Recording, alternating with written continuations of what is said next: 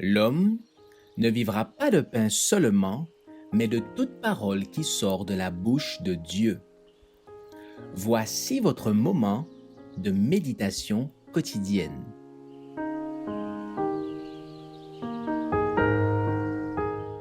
Vous recevrez une puissance.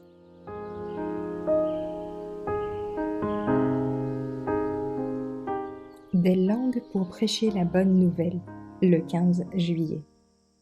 De même, vous, si par la langue vous ne donnez pas une parole significative, comment saura-t-on ce que vous dites?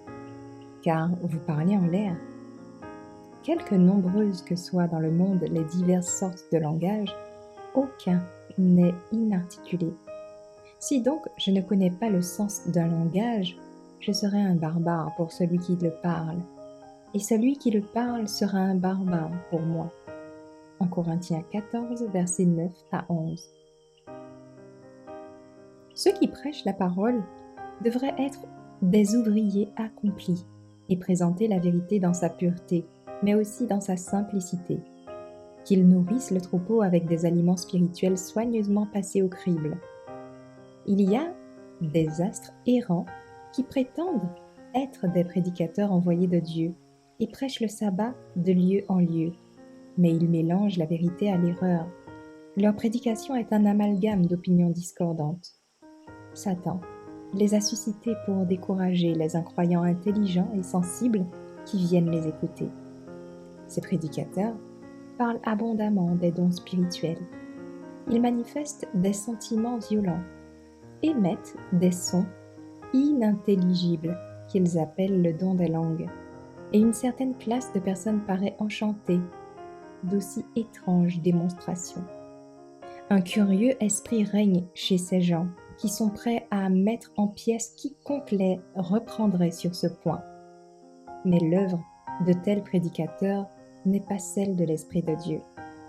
Certes, ils ont du succès auprès d'une certaine catégorie d'auditeurs, mais cela imposera un travail plus considérable aux serviteurs que Dieu lui-même envoie, qui sont qualifiés pour parler du sabbat et des véritables dons de l'Esprit. Ces prédicateurs-là sont dignes d'être imités. La vérité devrait être présentée de telle manière qu'elle soit attrayante pour un esprit intelligent. On nous considère comme des pauvres gens faibles d'esprit. Combien donc il est important que tous ceux qui enseignent la vérité, tous ceux qui y croient, soient transformés à tel point par son influence sanctifiante que leur vie noble et élevée montre à ceux qui ne croient pas comme nous qu'ils nous ont mal jugés. Combien il est important que la cause soit dépouillée de toute excitation fanatique, afin que la vérité se montre telle qu'elle est dans sa pureté originelle et son élévation.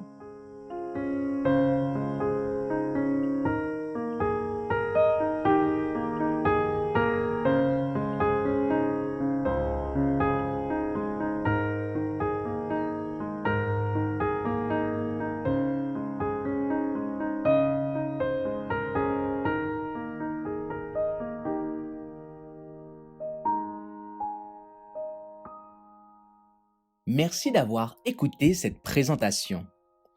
Assurez-vous de nous rejoindre demain pour votre moment de méditation quotidienne avec lereste.org.